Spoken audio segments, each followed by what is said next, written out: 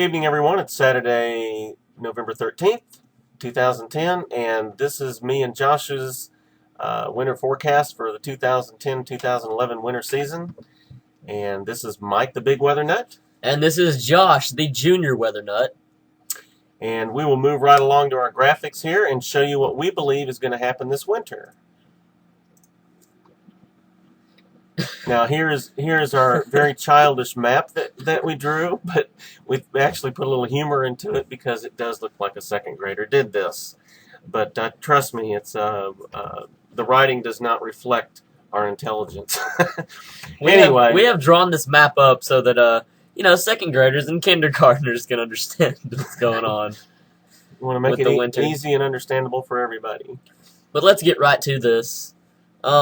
As you can see, we've got our wintry battle zone just in the north of Tennessee. We've got it down to Virginia, northern part of Arkansas, Oklahoma, and the northern part of the panhandle of Texas. And it looks like it'll go all the way north into the northeast. We talk about the extreme cold and snow this year. Last year, it was within this area, right through here. The area last year was right through here where we had the majority of the bad weather. This year that's not going to be the case. We could have some ice storms in this area this year, and that we'll show you a map of that in a minute. But most of the extreme cold is going to be in the northwest and midwest this year. Yep, and I would say too that the Tennessee Valley is probably going to have an average amount of snowfall. When it says normal, it's in brown there. That's what that means. And precipitation. Temperatures overall will probably be a couple of degrees above average, say from the middle part of Oklahoma over to North Carolina in that region. Places just to the north where the wintry battle zone is probably will have temperatures near average for the whole winter. And we say battle zone because there's going to be warm-ups, there's going to be cold periods. And just to move on and say that it looks like we're fixing to move into a pattern here for the eastern two-thirds of the United States being below average for the rest of November, say starting the week of Thanksgiving, and on through December. And so anyway, got thrown for a loop there for a second. But anyway, and so then possibly into the first week of January, and then after that, January and February are overall going to be much milder than usual. We're coming off of a La Nina. This is typical of a La Nina winter, where you start off cold and end up warm for the rest of the winter. March could see a little bit of return of winter. I will say that. And I will also say that I believe that winters after this are going to go downhill. Next winter is going to be probably much worse than this one. The one following that was going to be horrible. There was a big volcanic eruption in Indonesia, and we will show you a map of that real quick here. Indonesia being this region right in here, and that has a pretty large effect on the on global cooling. Being that is on the equator, it's more likely to affect the atmosphere for the northern hemisphere. So winters are going to become even colder for the next several years because of these massive volcanic eruptions. Yeah, this one I have circled here. Volcano Merapi in Indonesia.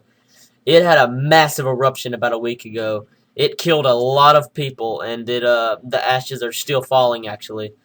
But that will, like Dad just said, it will cause winters here on out to get progressively worse for the United States. And they were going to get worse anyway. We're going into a 30-year pattern where winters are going to be much worse. And all you global warming enthusiasts out there are going to hopefully change your mind as you see that the global warming is no longer an issue and never was really to begin with. Now we'll go on and show you the AccuWeather's winter forecast. And in comparison to ours, you'll see that they're probably the closest to what we believe is going to happen this winter. Although we moved our wintry battle zone a little bit further south. Our wintry battle zone was about here.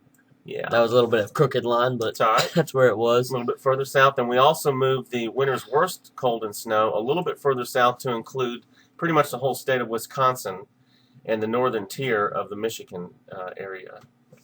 This is where our Yeah. worst winter snow was about through here. I think Wisconsin's going to get hammered this year, along with the northern parts of Michigan and Minnesota. In the Michigan Upper Peninsula especially. And all the Great Lakes areas are probably going to be in for a lot of snow this winter. Yeah, that's really the case. Let's take a look at the ice storm that's probably going to occur. We're probably going to have a couple of ice storms, actually, in this area that's in red. We're talking about how the south is actually going to be a little bit warmer and drier. And typically in the La Nina winters is typically when the ice storms occur. Is that not true? Mm-hmm. Yep. Ice storms the conditions have to be perfect. The atmosphere, they're not that common because the atmosphere has to be perfect up high.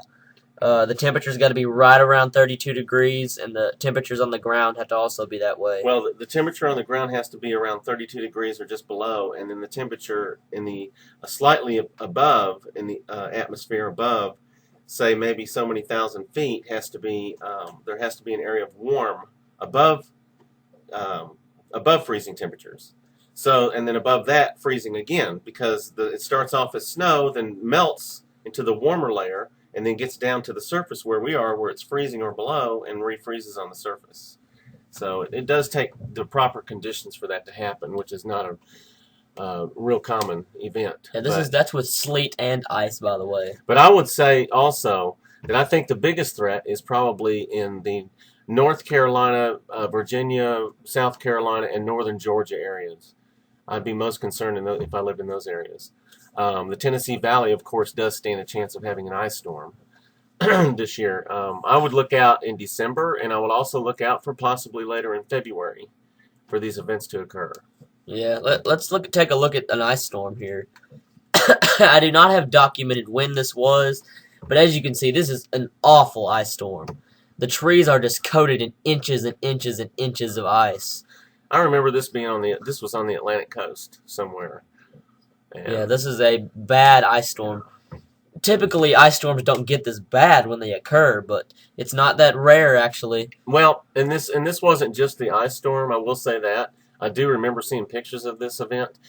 This was when they were having a strong nor'easter off of the East Coast, and the wind was blowing really hard onshore from offshore, and it was blowing the waves from the ocean onto these vehicles. Yeah, that's mostly why there's so much ice. I Yes. cannot imagine an ice storm that bad. Be awful. And you can take a look. This is an ice storm back in the early 1900s. It brought power lines down hard. As you can tell, this is an old picture. But ice storms don't normally get this bad. We haven't had one like this in that many years. I believe but- this was in the 40s or 50s. It was Oh, yeah? probably in the 50s, yes, because the power lines. They didn't have the power lines and everything in the early 1900s. That is true. That is true. So it was about in the 40s or 50s, right in there. The last ice storm the South Or had, 50s. a good one, was about, 5 years ago? When was the last time we had an ice storm? It was about 2003, was it not? Yeah, it was about 2004. 2004. It was December 2004 here where we live in Tennessee. Yeah, we had a pretty ice storm. horrible ice storm. We were out of power on Christmas Day in our Middle Tennessee area.